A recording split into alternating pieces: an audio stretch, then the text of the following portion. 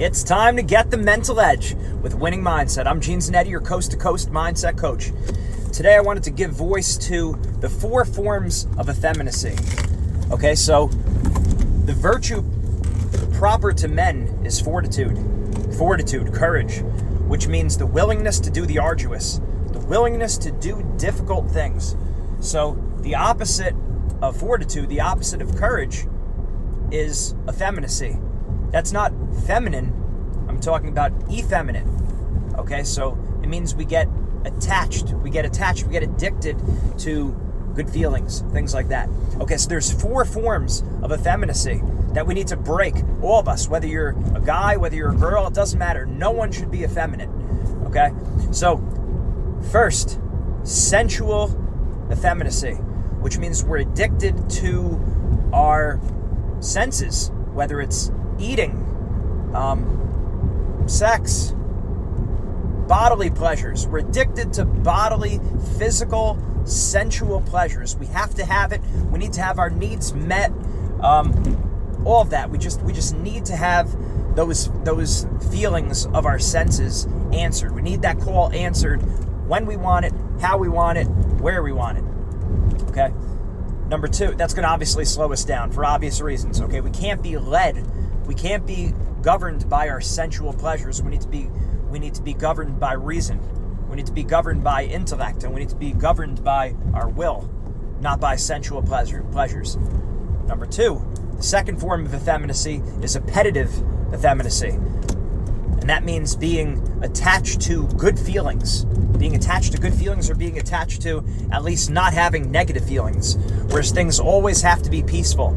Or things, I have to feel good. Everyone's got to feel good. I have to feel good. And it's not saying it's bad to want that, to want people to feel good and to want ourselves to feel good, but to be attached to it, to be addicted to it is another form of slavery. Okay, very often in life, we're not going to feel good. We're not always going to be happy. We're not always going to want to do something. So if we're only doing things when we feel good, that's not, and we say, oh, well, just do whatever feels good. And we think, oh, that's being tough. No, it's not. That's a form of effeminacy. Number 3, intellectual effeminacy. That goes along with not being coachable, holding stubbornly to our own opinions. We always have to be right. Basically, we don't take in new information. How dare someone challenge me? And it goes right down to curiosities. And curiosities, that's where intellectual curiosities is very different than studiosity. So studiosity is when we're learning information for the sake of improving ourselves, to grow in virtue, to get better at our job, to get better at our craft, to get better, just to improve. That's studiosity. That's a good thing. On the other end is curiosity, which is what we're talking about here, intellectual effeminacy. And that means we're attached to information, learning about the most recent gossip, being overly attached to the news. Now, it's good to be aware of the news, but we don't want to be addicted to, we have to have the latest breaking news exactly when it happens, right? Or also intellectual curiosity, stalking people's profiles on social media. And you know what I'm talking about. We're going above and beyond. When we're going above and beyond, we're looking into their life, what's going on with them, and we start comparing ourselves to them, and we start thinking too much. We get preoccupied with other people. It's intellectual curiosity. Or we go down different rabbit holes on social media or Facebook or YouTube where we're just watching endless videos over and over of just silly things where it's not enriching us. It's just, I have this desire to look up, what does this mean? What's that about? And it's not helping you in any way. It's really a form of effeminacy. You're too attached to that pleasure. Okay, so studiosity is good, curiosity is not good. It's effeminate. And number 4 is volitional effeminacy. That means being addicted to power and being in control, or a false sense of control.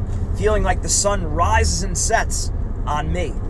On my decisions, and I have to make sure that I control every little thing in my life, every little thing in my family member's life. I have to be in control of different interactions all the time, and it's a pleasure that we're addicted to. It's an attachment, and obviously things in life don't always go the way they're planned. Plans change. We don't control everything. We control very little, comparatively to the whole world, we control very, very little. So it's really just another form of kicking and screaming, where I have to have my way, I have to have what I want, when I want it, and how I want it. That's really what all of effeminacy is. So the 4 forms of effeminacy, like we said, sensual, appetitive, intellectual, and volitional. All 4 of those have to go. And chances are, I just did this exercise with a group, one of the teams we work with, and you could see everyone in the room, highly successful people, they all struggle in certain areas with different areas of effeminacy. So we got to break it. We got to break it, and we need to build up the virtue of fortitude, the willingness to do the arduous. If we want to be tough, it means we have to be willing to do tough things. We got to push ourselves past pleasure. We can't be addicted to our pleasures of all those different areas. So let's work on it. Let's break effeminacy.